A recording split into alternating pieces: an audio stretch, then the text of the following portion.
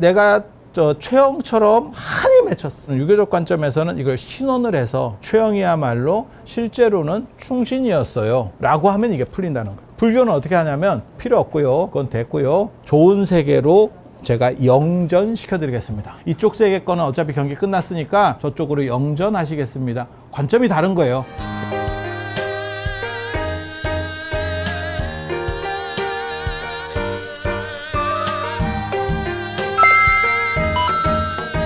절에서 하는 49제나 이런 거는 재계라니까. 몸과 마음가짐을 바로 한다라고 하는 이 재계라니까.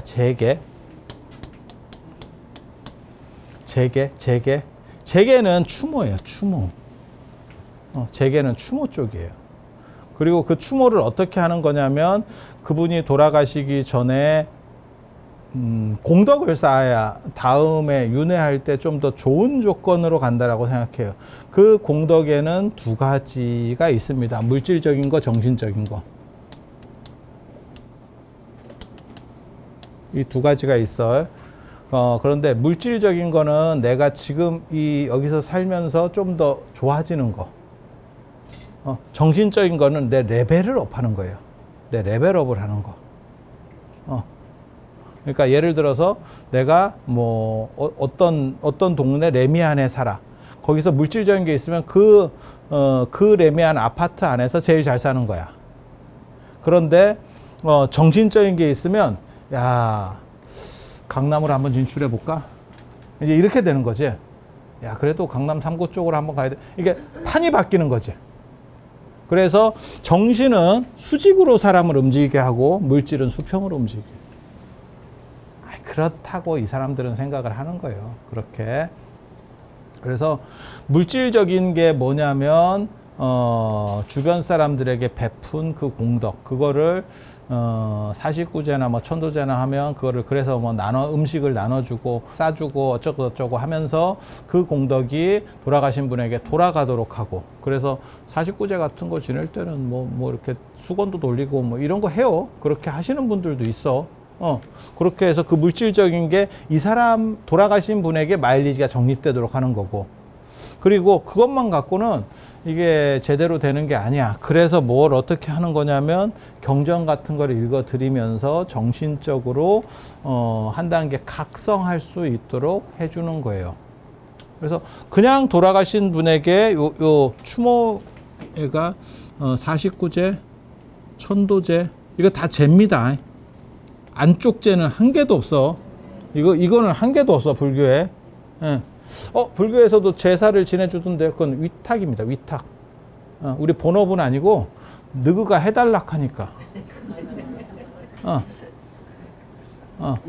그러니까 뭐가 있냐면 내가 문화센터를 하나 지었어. 그래갖고 내가 프로그램을 돌려. 그랬더니 딴 사람이 와서 저한테 얘기하는 거야. 나한테 프로그램이 있는데 너가 공간 좀 임대해서 좀 안 쓸 때 빌려주면 안 돼? 그럼 내가 얼마 비용을 지불할게.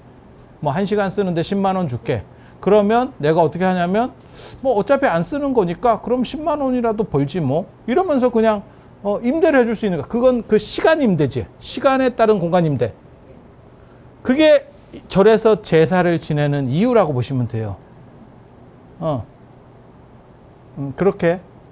그리고 이게 이렇게 들어오는 이유는 사실은 예전에는 고려시대 때는 돈 있는 사람은 자기 절을 하나 지어서 자기 쉽게 말해서 전주이 씨의 종묘 같은 그런 원찰이 하나 있어. 그래서 그 스님이 보통 때는 그냥 불교적인 걸 하고 당신들 집안일 있을 때는 그 집안일을 해줘야 돼. 이해가 됩니까? 그러니까 예를 들어봐. 내가 굉장히 잘 사는 사람이야. 내가 굉장히 뭐 재산이 수조 원이 있어. 근데 내가 집안에서 제사를 지내야 되고 뭐 이런 거를 내가 계속 해야 돼. 그건 뭐 어려운 일이 아니야. 근데 그러지 말고 따로 제실을 하나 만들어 놓으면 좋겠다. 뭐 충분히 가능한 얘기잖아요. 근데 그렇게 해도 그게 쓸 때만 쓰고 하니까 사람도 좀 없고 약간 무서운 느낌도 있고 그래. 그러니까 어떻게 되냐면 그러지 말고 제실 겸 사찰을 하나 만들자. 그래서 그 스님하고 쇼부를 보는 거야. 저한테 얘기를 하는 거야. 내가 너한테 절을 하나 지어줄 테니까 너가 보통 때는 써. 단지 콘도처럼 우리의 목적이 있을 때는 너는 그 일을 우선으로 해줘야 돼. 라고 이야기를 하고 절을 지어주고 유지비를 내가 대신 대줄게. 그러면 제가 어떤 반응을 보입니까? 콜 이렇게 나오겠지. 그런 걸 원찰이라고 합니다. 원찰. 네, 원찰. 그래서 그렇게 하다 보니까 절에 이런 게 들어오게 된 거예요. 근데 원래 이거는 타종교 종교 의례이기 때문에 절에서는 하면 안 돼. 원래는 그래서 불교 쪽에는 천도제, 그 다음에 뭐 우란분제 다 잽니다. 그 다음에 수륙제, 영산제, 예수제,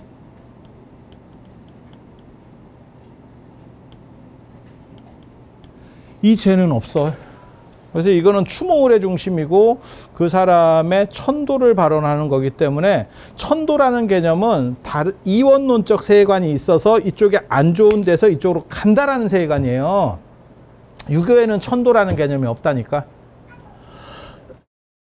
원한을 풀어주는 건 있어. 유교에.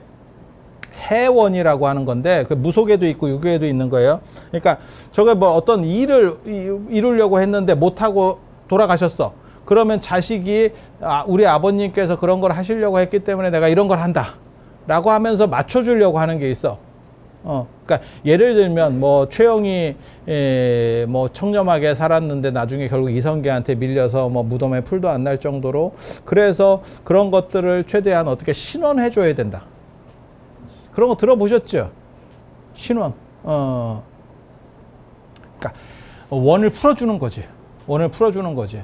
그거는 같은 이 세계 안에 존재하는 사건이에요. 그래서 되게 재밌는 게 정도전이 조선에 어떻게 보면 설계자였던 정도전이 이방원한테 죽었잖아. 그리고 역적으로 물린 거예요. 역적으로 물린 거야. 그게 언제 풀리냐면 제 기억이 맞는지 모르겠는데 고종 때 풀린다고. 고종 때 풀려. 그걸 신원해줘. 야, 이방원 때 갔는데 고종 때 풀어서 뭐 하냐고. 우리 생각은. 그쪽은 다 멸문됐어. 집안도 너무 오래됐기 때문에. 그러니까는 조광조 같이 죽었는데 얼마 뒤에 풀렸어. 그러면 후손이라도 살지. 근데 수백 년 동안 이렇게 돼버리면 끝이라니까. 아예 이게 집안 전체가 거의 그냥 절단이 난 거라니까. 맞죠? 아니, 그럴 거 아니야.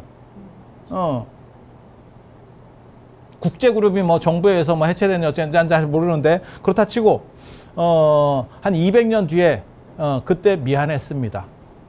어쩌라고. 어쩌라고. 야, 그거 뭐 한 10년이나 20년 뒤쯤에 어유 미안한데 이러면서 배상해 줄게 이러면 그 후손이라도 어떻게 하지? 한 몇백 년 뒤에 죄송하고요 끝. 야, 이게 뭔 의미가 있냐. 그런데 왜 그들은 거기에 목을 맸을까를 생각해봐. 수평세이기 때문에 어디 다른 데서 무언가를 할 수 있는 게 아니에요. 불교는 관계가 없어. 불교는 이런 쪽에 관계가 없어. 이미 다 끝난 사건을 그걸 뭐 되돌린다고 뭔 의미가 있어? 왜? 불교는 이원론이기 때문에 다른 세계로 넘어간다. 이게 천도예요. 좋은 세계로 가버리면 끝이야. 그러니까 내가 저 최영처럼 어떠한 나는 진짜 잘하려고 했는데 그렇게 해서 한이 맺혔어. 한이 맺혔어. 그러면 유교에서는, 유교적 관점에서는 이걸 신원을 해서 최영이야말로 실제로는 충신이었어요 라고 하면 이게 풀린다는 거예요. 불교는 어떻게 하냐면 그거 필요 없고요, 그건 됐고요, 좋은 세계로 제가 영전시켜 드리겠습니다 이렇게 하는 거야. 이쪽 세계 거는 어차피 경기 끝났으니까 이거 됐고 저쪽으로 영전하시겠습니다. 관점이 다른 거예요. 이게 이원론과 이론론의 관점 차이예요. 그래서 이 재계를 통해서 이런 천도제 49년 이런 걸 통해서는 천도가 되는 거예요. 추모 플러스 천도가 목적이고 여기에서는 조상을 흔연히 해주는 게 목적인 거예요. 그리고 화장을 하면 제사하고 연결고리는 끊어져 있기 때문에 해도 그만 안 해도 그만이에요. 해도 그만 안 해도 그만. 제가 축복의 메시지를 드리는 거는 지금 대부분 화장하는 상황에서 해도 되냐 안 해도 되냐 뭐 어째 이런 말들이 있는데 안 해도 된다는 말을 드리는 거예요. 이게 논리적 구조에서 논리적 구조에서 또 어떤 논리적 구조냐, 불교냐 아니 유교적 논리적 구조에서 안 해도 돼. 안 해도 돼. 네, 안 해도 돼. 이렇게 얘기했더니 또 스님들이 뭐 어쩌고 해서 얘기하면 불교적인 거는 달라. 논리적 층위가 달라. 왜? 문화 배경이 처음부터 시작부터 달랐어. 그래서 인도는 화장 문화인데, 인도는 다 화장 문화예요. 그 유목 문화라서 그래요. 유목 문화는 움직이기 때문에 매장을 해놔도 그 시신을 관리하거나 지킬 수, 묘를 못 지킨다니까. 그래서 화장을 해서 하늘로 올라간다고 생각해. 예. 그래서 인도는 화장을 하고도 조령제라고 하는 제를 지내요. 그게 불교 이전부터 있었던 거지 싶어. 그리고 그런 제를 못 지내 먹으면 귀신인 상태에서, 그게 이제 중음기간이라는 게 있어. 그러니까는 이쪽 세계에서 이쪽 세계로 가는데 요 중간 단계가 있어요. 요걸 중음기간이라 그래. 그걸 이제 불교에서 49일이라고 하는 거고, 저때 제대로 밥을 못 먹으면, 그러니까 뭐하고 생각하시면 돼요. 내가 깨어 있는 건 아니야. 나는 잠을 드는데 아직 꿈까지 간 건 아니야. 그러니까 완전히 잠든 건 아니야. 그 중간 단계가 있죠. 그 왔다 갔다 하는 요 단계.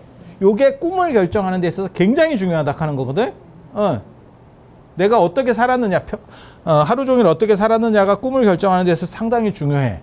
왜? 그것과 관련해서 또 다른 연결, 그 흐름 속에서 나오기 때문에. 한데 자기 전에 생각들, 이렇게 생각하는 것들이 사실은 굉장히 큰 에너지를, 낮의 에너지보다 더 큰 걸 작동시킨다고.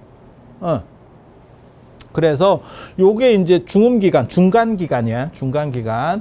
요 중간기간에 하는 게 뭐 49일 이런 게 있는데, 그 전에 불교와 다른 그 바라문교나 이런 데서 보면 조령제라는 게 있어요. 그래서 그때 제사를 지내서 약간 이렇게 적응 안 된 상태에서 안정을 좀 잡아주는 거고, 그러니까 법으로 얘기하면 내가 지금 실형 살기 전에 내가 범법행위를 했어. 하지만 형을 살러 지금 들어간 건 아니고 계류 중인 상황인 거야. 지금 다투고 있는 거야. 그게 1심, 2심, 3심 다투고 있는 거야. 이렇게. 요게 중음기간이라고 보시면 돼.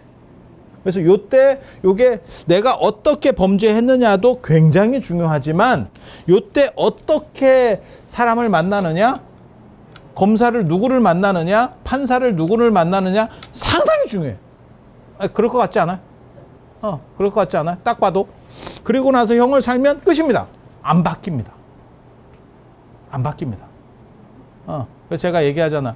요 상황이 중요한 거고, 사실 이거 다 마찬가지지. 애 낳을 때도 마찬가지지.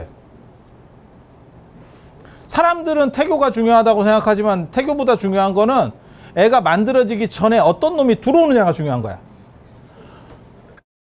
뭐 1억에서 3억 대 1로 수정이 되는데, 거기서 이놈이 수정되느냐 저놈이 수정되느냐가 중요한 거야.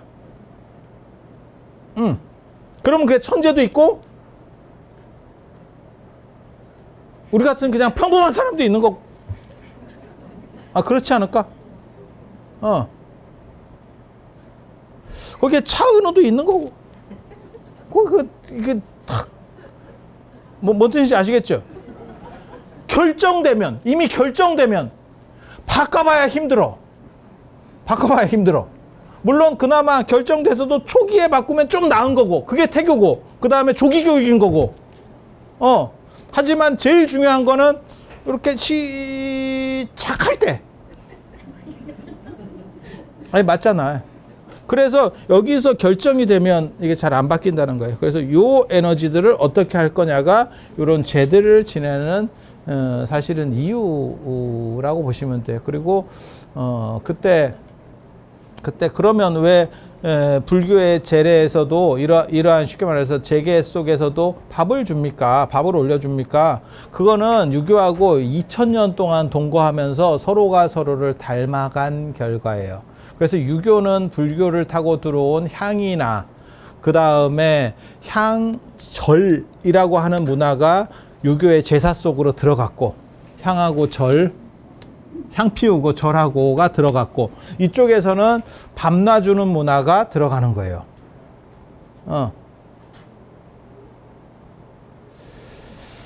그래서 제가 전에도 그런 말씀 드렸는데 갤럭시와 아이폰은 완전히 다르지만 서로 좀씩 닮아가고 있는 거지. 서로 좀씩 닮아가고 있는 거지. 그렇게 발전해 가는 거예요. 그렇게 발전해 가는 거예요. 그렇지만 그 본질은 하나는 안드로이드고 하나는 iOS고 완전히 다른 체계 속에 존재한다더라. 그래서 그것은 섞이지 않으면서 비슷한 것처럼 보이는 상황을 연출하고 있다더라. 그리고 가장 큰 차이는 얘는 밤문화, 얘는 남문화예요.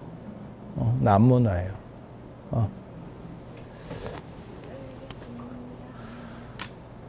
그래서 확실한 거 말씀드리면 화장하면 제사는 유교의 제사는 요건 매장하고만 서로 호응되도록 되어 있기 때문에 끊어지기 때문에 더 이상 안 해도 아무 문제가 없다라고 말하는 거고 만약에 화장을 했는데 제사를 지내면 그거는 이 제사라기보다는 그냥 추모 의례 쪽으로 넘어간다더라 라고 이해를 하시면 되겠습니다.